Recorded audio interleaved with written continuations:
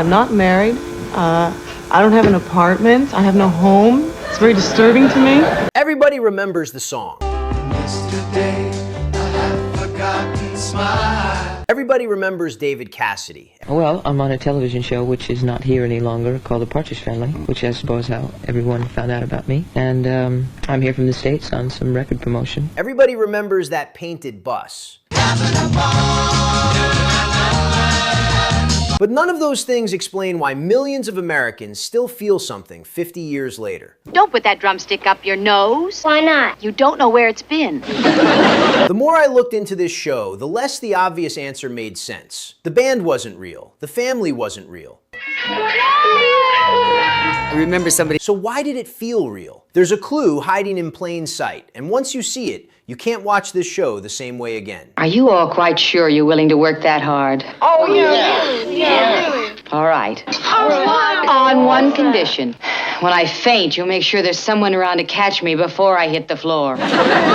Everyone thinks it was the music. Start with the obvious answer, the music. And the music was real. I Think I Love You hit #1 in the fall of 1970. I never felt this way.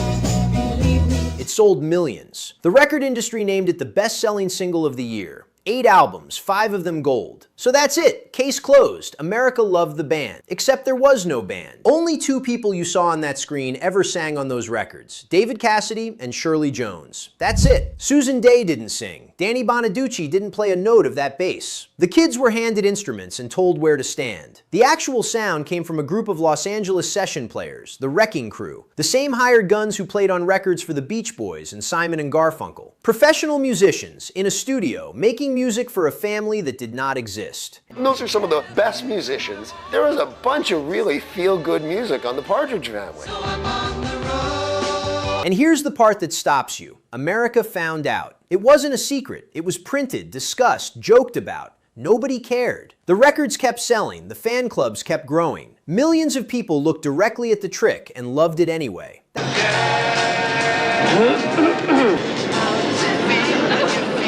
They're playing our song. Please, lady, not in front of my wife.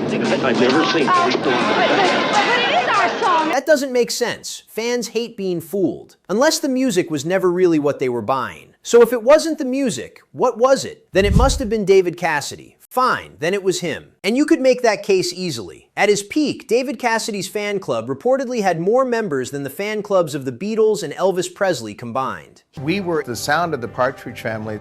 We were hired guns. We were people you knew you could get it done well, on time, on budget, and that means a lot. He sold more than 30 million records. Girls camped outside hotels. Grown men still remember their sisters screaming at the television. If any one person explains this show, it's the kid with the green eyes and the feathered hair. Except look closer at how he got there. David Cassidy was never supposed to sing, not one note. The producers cast actors, not musicians. The plan was simple. Cassidy would move his mouth, and somebody else's voice would come out. A few weeks into production, he talked the producer into letting him try. That's all, one conversation. If that conversation never happens, there is no teen idol. There is no Cassidy mania. There's just a good-looking kid lip-syncing on a Friday night sitcom. The biggest star of the decade happened by accident.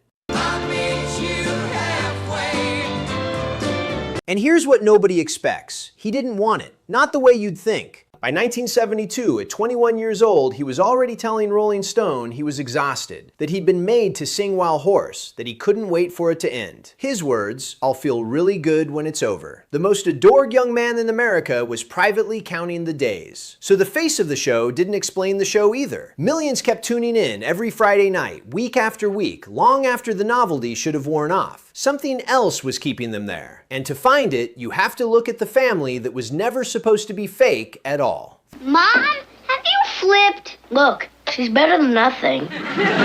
Oh, thanks for the vote of confidence. The family was fake, so why did it feel real? Here's something most people don't know. The Partridge Family was based on a real family. The family that plays together stays together. And it'd be a groovy way to find out exactly what's wrong with this country. What? They were called the Cowsills, 6 kids and their mother out of Newport, Rhode Island. Real siblings, real harmonies, real hits, the rain, the park, and other things, and their version of Hair. Ed Sullivan, American Bandstand. They were the genuine article, and they were the whole reason this show got made. Hollywood came calling in 1970. ABC wanted them, and the deal collapsed over one thing. The producers wanted a proven star as the mother. They hired Shirley Jones, an Oscar winner, and told the Cowsills their real mom, Barbara, wouldn't be playing herself. Their father, who managed the band, killed it. The real family walked away. So the studio built a fake one instead.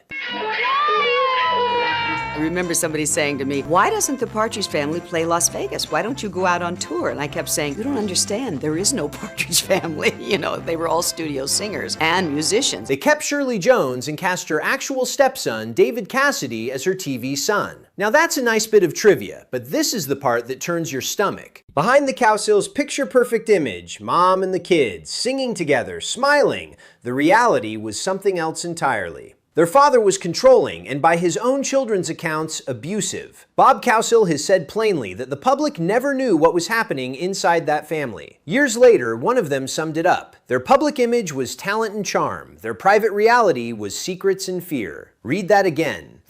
Tom and John and Jackie were most successful, most talented singers. They taught me so much as, a young, impressionable musician. The real family band that America fell in love with was hiding a broken home. So America got a painted school bus and an invented family instead, and it felt more real than the real one. Why would that be? Why would millions of people emotionally accept a family they knew was manufactured? The answer isn't in the show at all. It's in the country watching it.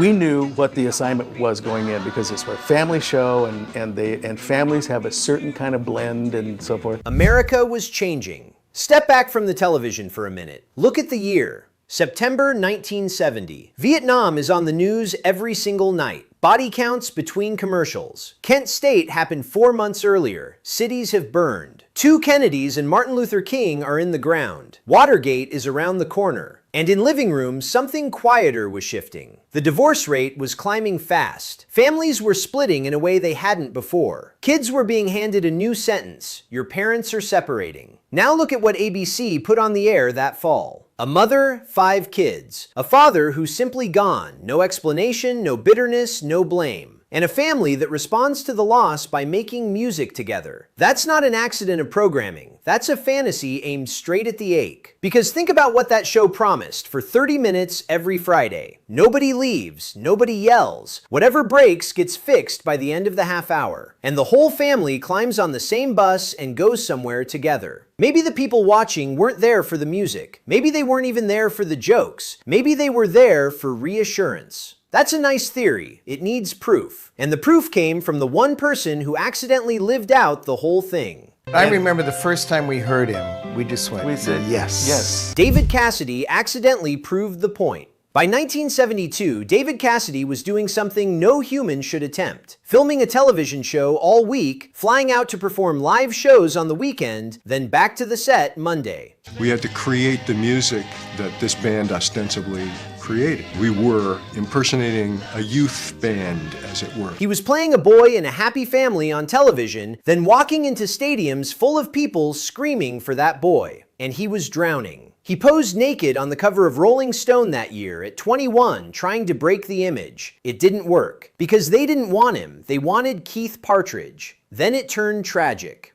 May 1974, White City Stadium in London. The crowd surged toward the stage. Hundreds of fans were hurt, around 650 of them. A 14-year-old girl named Bernadette Whelan was crushed in the crowd, and she died days later. Cassidy said it haunted him the rest of his life. He quit touring. He quit the show. Years later, he wrote a memoir about all of it. Look at the title he chose. He took the show's cheerful catchphrase, "Come on, get happy," and finished it with the words, "Fear and loathing on the Partridge Family bus." That's the man who lived it. That's what it was from the inside. So here's the contradiction that should stop you cold. Millions of people loved Keith Partridge. Very few of them actually knew David Cassidy. The character was warm. The man was exhausted and later broke and struggling. They didn't love the person. They loved what the person represented. Which means the show wasn't selling people at all. It was selling something else. And the biggest clue to what was parked in the driveway. The bus was never just a bus.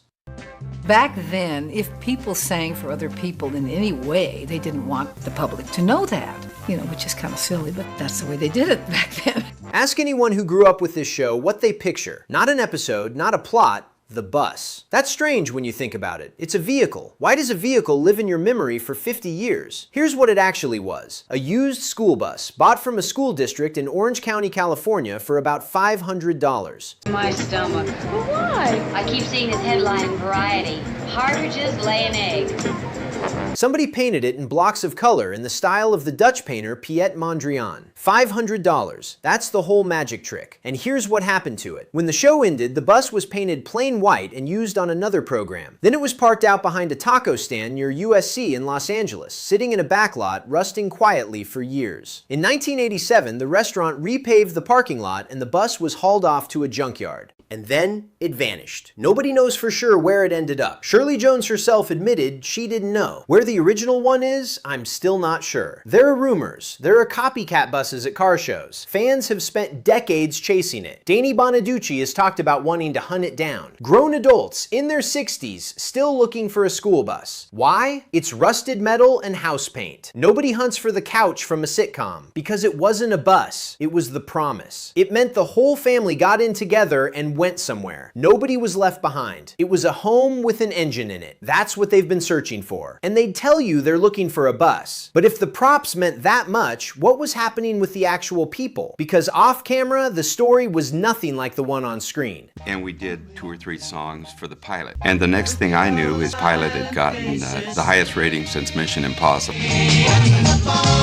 The biggest story was happening off camera. Look at that cast photo again. Then look at what was actually going on. Shirley Jones wasn't playing David Cassidy's mother by coincidence. She was his real-life stepmother. She'd married his father, the actor Jack Cassidy. So America was watching a real family relationship, just not the one it thought it was watching. Susan Day, playing his sister, had a very real teenage crush on him. She was 17. That's not gossip. It's what a 17-year-old feels when the biggest heartthrob on the planet is standing 3 feet away calling her Lori 5 days a week. Danny Bonaduce was 10 years old and getting bigger laughs than everyone. And the man playing the family's grumpy manager, Reuben Kincaid, Dave Madden, spent every episode being outsmarted by that kid. That was the running joke. Here, Mr. Kincaid, you don't have to do a thing. Just listen. The child-hating agent versus the little redhead. Shirley Jones once said it was that relationship that actually made the show work. They were adversaries. That was the bit. So the family on your screen was a mix of real relatives, unspoken crushes, and grown professionals hitting their marks. It should have felt like a mess. It felt like home. One of those relationships mattered more than all the others. Not because it was funny, because of what was happening after the cameras stopped. But before that, there's a question we skipped, and it's the biggest one in the whole story. Why authenticity didn't matter. Go back to the fake band for a second, because something happened that should be impossible. Jackie was the smallest child. I was the next smallest. Well, it would be more like Ron was Lori and I was Danny, because I was singing the teenage bass. In 1971, the Partridge Family was nominated for a Grammy, not a joke award, Best New Artist, one of the biggest categories there is. They were up against Elton John. They were up against the Carpenters. A band that did not exist was nominated as the Best New Artist in America. Think about how insulting that should have been. Real musicians spend their whole lives chasing that nomination, and it went to a television family whose bass player was a 10-year-old holding a prop. There should have been outrage. Fans should have felt cheated. Nobody did. And that's the moment the whole mystery cracks open. Because you only feel cheated when you didn't get what you paid for. They got exactly what they came for. They weren't buying authenticity. They were never buying authenticity. If audiences wanted the real thing, the Cowsills were right there. A genuine family band, actual siblings, actual harmonies. America had already met them. America chose the painted bus instead. Because the real family came with a real father and real fear, and a real story that didn't wrap up in 30 minutes. The fake one didn't. The fake one was safe. They weren't buying a band. They were buying a feeling. So what was the feeling? To answer that, stop looking at the show. Start looking at yourself. The feeling everyone remembers. Screen Gems had that song, Let the Good Times In, and we had done it with the Love Generation, and that's the kind of sound that they wanted, which was us. Nothing so bad that it can't be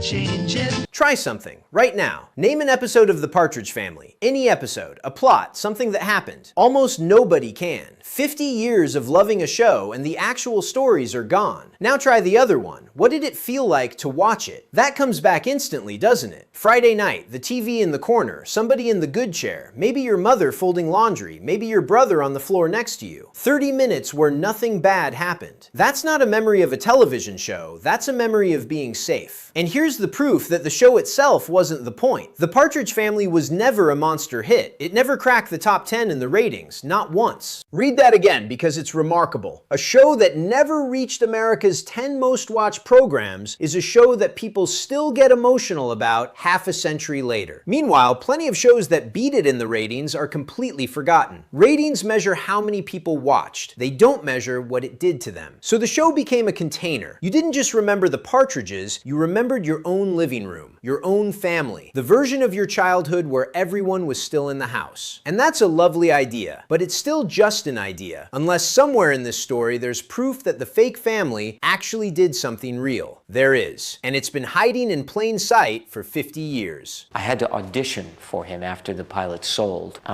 so I brought my guitar and I played a Beatles song, and I evidently passed the audition. The clue everyone missed. Danny Bonaduce was 10 years old when he got the part, and he was going home to a father with a violent temper, a man who by Danny's own account was physically abusive. His father was a television writer. This was a Hollywood family. From the outside, it looked fine. The cast knew, so here's what they did, and it never made it into a single episode. They took him home. Shirley Jones took him. Susan Day took him. David Cassidy took him. They took turns on weekends giving that kid somewhere else to be. And Dave Madden, the man who spent every episode playing the grouch who couldn't stand children, took Danny into his own house. Danny spent summers there. Madden taught him to drive a stick shift. He was, in Danny's words, very much like a dad to me. Shirley Jones put it even more simply. She said Madden was a second father to Danny. Now put the whole thing together.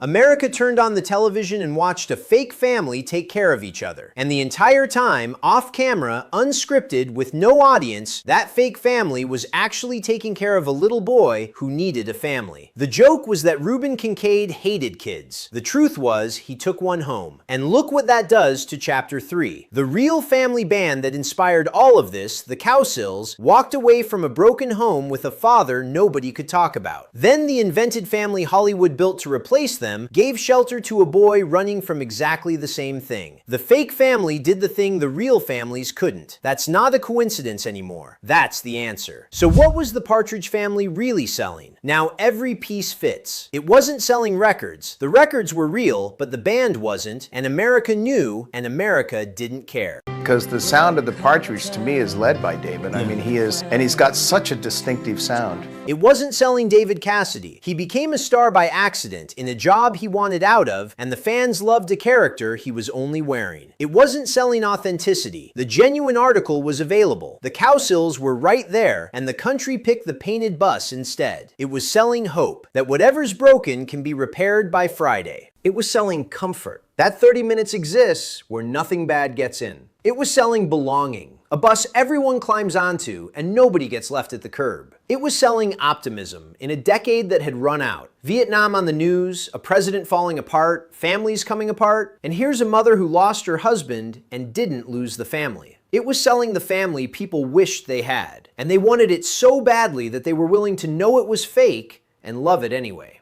That's why nobody felt cheated by the session musicians. That's why nobody felt cheated by the Grammy nomination. You can't be cheated out of a feeling you actually received. And that's why 50 years later, the songs are just the part people mention first. The real reason we still remember it. So here's where all of it lands. The music was only the invitation. It got you in the door, and it got in your head, and it gave you a reason to be in that room on a Friday night. He had a great twinkle in his voice. I wasn't at all surprised that he became the big star.